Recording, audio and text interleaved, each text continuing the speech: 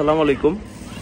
আমার সাইকেলটাতে ডিবি সেটে অনেক আনইউজুয়াল নয়েজ আসতেছিল। এখন আমি চলে আসছি ডিবিটা একটু খুলে দেখার জন্য যে কি হয়।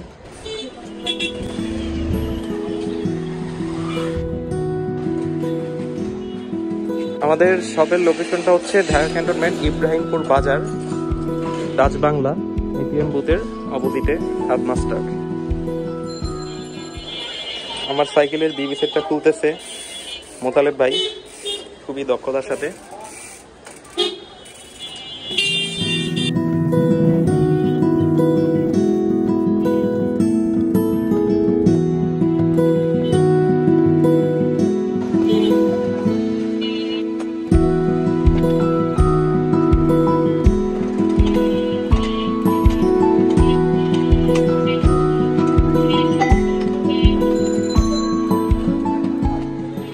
দেখতেই পাচ্ছেন আমার ডিবি সেটের অবস্থা। এখন আমার ডিবি সেটটা খোলা হচ্ছে।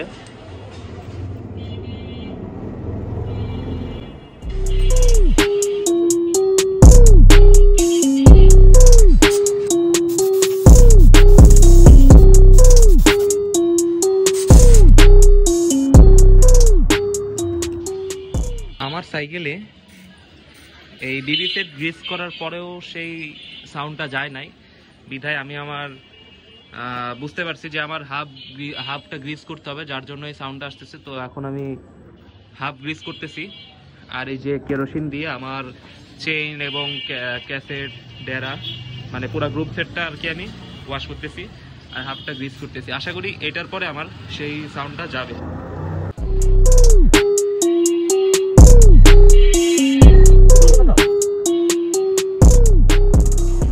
সর্বপ্রথম আমি আমার হাবের ভেতরকার অংশটাকে কেরোসিন দিয়ে ভালোভাবে পরিষ্কার করে নিচ্ছি, আর তারপরে বাকি অংশগুলোকে ধারাবাহিকভাবে পরিষ্কার করব। আমি আমার সাইকেলের ক্যাসেটটাকে পরিষ্কার করব। দেখতেই পাচ্ছেন আমার ক্যাসেটে প্রচুর ময়লা। দেখতেই পাচ্ছেন আমি আমার ক্যাসেটটাকে পরিষ্কার করে ফেলছি। ক্যাসেটটা এখন একদম চকচক করতেছে।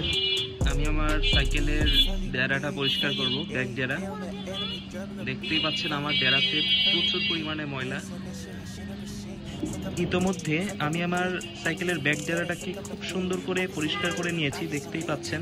এইবার আমি আমার সাইকেলের চেইনটাকে পরিষ্কার করব। দেখতেই পাচ্ছেন আমার চেনে প্রচুর পরিমাণে মোবিল জমে আছে, এটাকে এবার পরিষ্কার করব। দেখতেই পাচ্ছেন আমি আমার চেইনটাকে সম্পূর্ণ চেইনটাকে কেরোসিন দিয়ে পরিষ্কার করে ফেলছি। এখন ময়লাগুলো চলে গেছে। এখন মোতালেব ভাই আমার সাইকেলটা ফিটিং করতেছে, দেখতেই পাচ্ছেন সব শেষ।